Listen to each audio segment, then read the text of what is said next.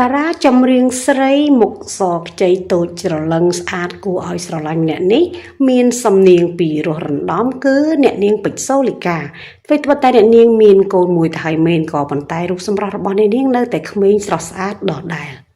តើបងប្អូនណាខ្លះជា fan របស់តារាចម្រៀងស្រីពេជ្រសូលីកាអាច comment នៅខាងក្រោមវីដេអូនេះបានហើយវីដេអូនេះខ្ញុំនាំបងប្អូនទៅមើលពីសកម្មភាពខ្លះៗរបស់អ្នកនាងសូលីកាជាមួយនឹងកូនប្រុសព្រមទាំងក្រុមគ្រួសារ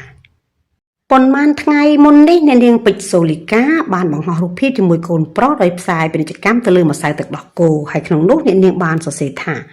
ទោះម៉ាក់រវល់ខ្លាំងតែម៉ាក់ក៏នៅតែឆ្លៀតពេលសម្រាប់កូនព្រោះកូនជាខ្យល់ដង្ហើមរបស់ម៉ាក់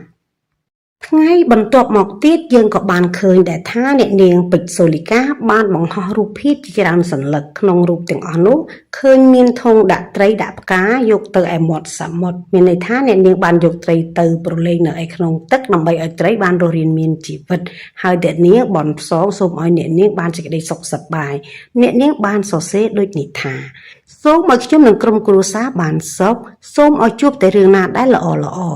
មានក្តីសុខផ្លូវចិត្តឲ្យច្រើន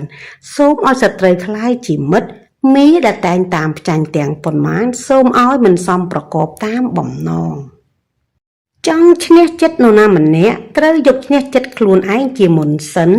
បើចិត្តយើងក្តៅកុំប្រដៅអ្នកដទៃឲ្យត្រជាក់